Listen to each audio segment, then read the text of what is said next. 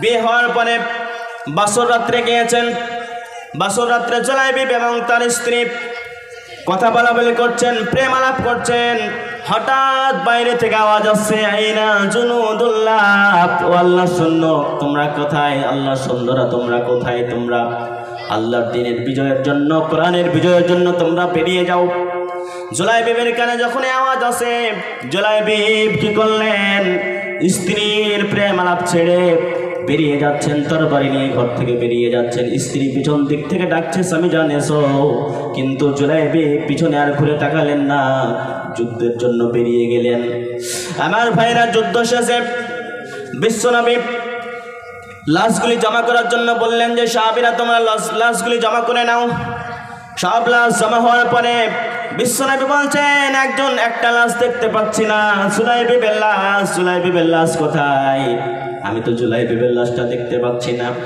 বিশ্বনবী বলছেন, দেখো তোমরা জুলাই বিবির লাশ কোথায়, পাও নাকি? সাহাবীরা খুঁজতে খুঁজতে খুঁজতে দেখেন যে 7 জন কাফেরের মধ্যে জুলাই বিবির লাশটা পড়ে আছে।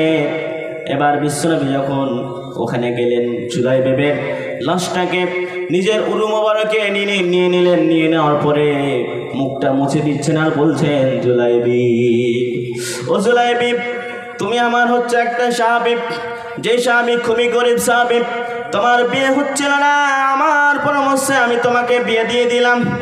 কিন্তু তুমি একজন যুবতীর সবচাইতে স্বপ্নের রাত হচ্ছে বাসর রাত, সে বাসর রাতটাও তুমি পালন করো নাই, সে বাসর রাতটাও তুমি মানাও নাই। তুমি আল্লাহর জন্য, আল্লাহকে ভালোবেসে, কোরআনকে ভালোবেসে, আমাকে ভালোবেসে তুমি যুদ্ধের জন্য বেরিয়ে গিয়ে শহীদ হয়ে গেছো।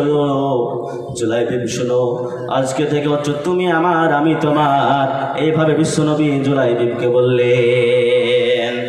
এরকম ওই আল্লাহ নবীর যুগে সাহাবীদের, যুবকদের একটাই মিশন ছিল যে আমি কিভাবে নিজেকে আল্লাহর জন্য সুপ্রদ করে দিতে পারি, কিভাবে আমি নিজের যৌবন দিয়ে, নিজের জীবন দিয়ে আমি আল্লাহর কোরআনকে উত্তোলন করতে পারি, ইসলামের পতাকা পথ করে উত্তোলন করতে পারি। এরকম তাদের একটাই মিশন ছিল। আমার যুবক ভাইরা, বিশেষ করে আমি যুবক ভাইদের কাছে অনুরোধ করব, খবরদার নিজের যৌবনটা, কালটাকে এদিক ওদিক কাটিও না। নিজের যৌবন কালটা হচ্ছে খুবই একটা মূল্যবান কাল। এটা হচ্ছে 20 থেকে নিয়ে 40 পর্যন্ত এই সময়টা খুবই একটা গুরুত্বপূর্ণ সময়। এই সময়টাতে যদি তুমি আল্লাহর ইবাদত করো, তাহলে এই ইবাদতটা হবে সবচাইতে আল্লাহর কাছে গ্রহণীয়।